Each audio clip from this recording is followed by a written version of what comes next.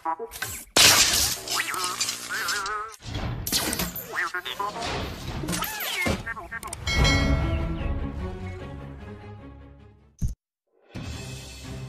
fakta menarik Tutankhamun, Raja Muda Mesir kuno yang penuh misteri. Number 1. Nama lahirnya bukanlah Tutankhamen. Tutankhamun awalnya bernama Tutankhaten.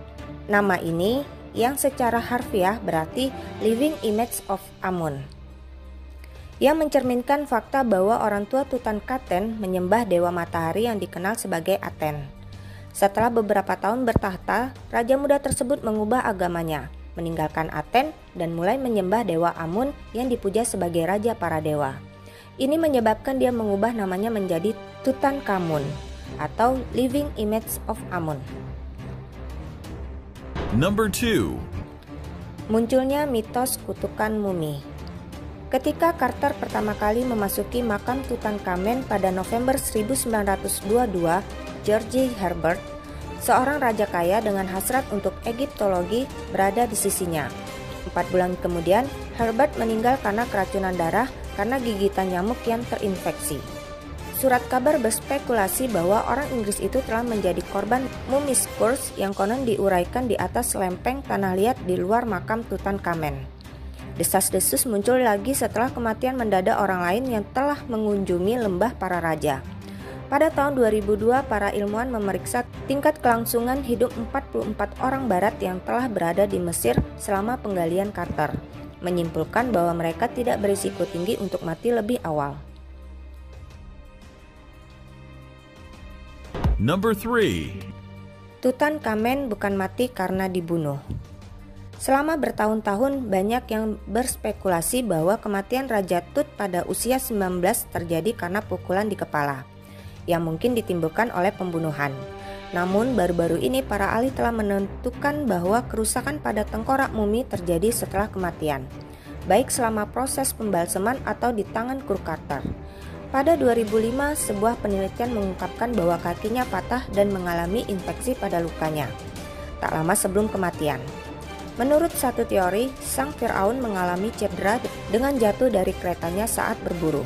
Sementara itu, tes DNA pada 2010 menunjukkan bahwa Tutankhamen menderita malaria, yang mungkin memperburuk infeksi kaki atau menyebabkannya jatuh pada awalnya. Teori-teori alternatif tentang kematian Raja Tut masih berlimpah, termasuk hipotesis diakibatkan gigitan mematikan seekor kuda Nil yang marah. Number 4. Tutankhamen merupakan hasil hubungan insest. Pada 2010, para peneliti melakukan analisis DNA pada jasad King Tut dan kerabatnya, serta menghasilkan penemuan yang mengejutkan. Raja muda tersebut adalah produk insest antara Firaun Akhenaten dan salah satu saudara perempuannya.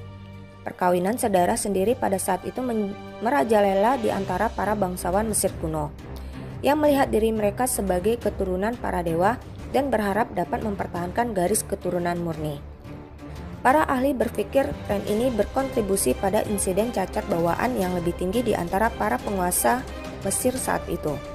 Tutankhamen sendiri pada akhirnya menikahi putri ayahnya dari istri utamanya yang merupakan saudara tirinya, Akhesenamun. Number 5. Di dalam makamnya ditemukan berbagai benda tidak ternilai harganya. Ketika Carter menjelajah lebih jauh ke dalam makam Tutankhamen, ia menemukan ruang perbendaharaan yang penuh dengan benda-benda penguburan yang tidak ternilai, termasuk patung-patung emas, perhiasan ritual, perahu-perahu kecil yang mewakili perjalanan ke dunia bawah laut, dan sebuah tempat suci untuk organ tubuh Firaun yang dibalsam. Kamar itu juga memiliki 2 peti mati mini yang berisi 2 janin. Tes DNA baru-baru ini menunjukkan bahwa salah satu mumi adalah putri Tutankhamun yang lahir namun meninggal, dan yang lain kemungkinan adalah anaknya juga. Para ahli percaya bahwa Raja Tut tidak meninggalkan ahli waris yang masih hidup, mungkin karena dia dan Akhesenamun hanya bisa mengandung anak dengan kelainan bawaan. Number 6. Jantung Tutankhamun hilang. Orang Mesir kuno percaya mereka bisa hidup lagi setelah kematian, tetapi hal ini hanya dapat dicapai jika tubuh mereka dipertahankan dalam kondisi seperti manusia.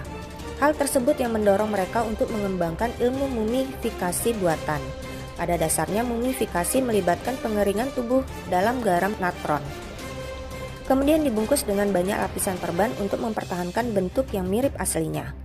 Organ-organ internal tubuh dikeluarkan pada awal proses mumifikasi dan disimpan secara terpisah. Otak fungsinya yang saat itu tidak diketahui dibuang begitu saja, sedangkan jantung dianggap sebagai organ penalaran. Dengan demikian hati akan dibutuhkan di akhirat. Oleh karena itu dibiarkan di tempatnya. Namun Tutankhamun tidak punya hati. Sebagai gantinya dia diberi skrap amuletik yang bertuliskan mantra penguburan. Ini mungkin terjadi hanya karena para pengurus ceroboh, tetapi juga bisa menjadi pertanda bahwa Tutankhamun meninggal jauh dari rumah. Itulah beberapa fakta kehidupan sang Firaun kecil, Tutankhamun yang menjadi raja Mesir kuno di usia yang sangat muda. Number 7. Tutankhamun disemayamkan dalam peti mati paling mahal di dunia. Dua peti mati yang menjadi persemayaman terakhir Tutankhamun dibuat dari kayu yang dilapisi dengan emas. Tapi yang membuat kaget adalah peti paling luarnya yang terbuat dari emas murni.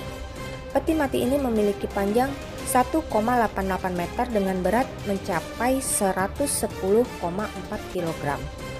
Peti milik Tutankhamun ini diprediksi memiliki harga mencapai lebih dari 1 juta pound sterling atau setara seharga 18 miliar.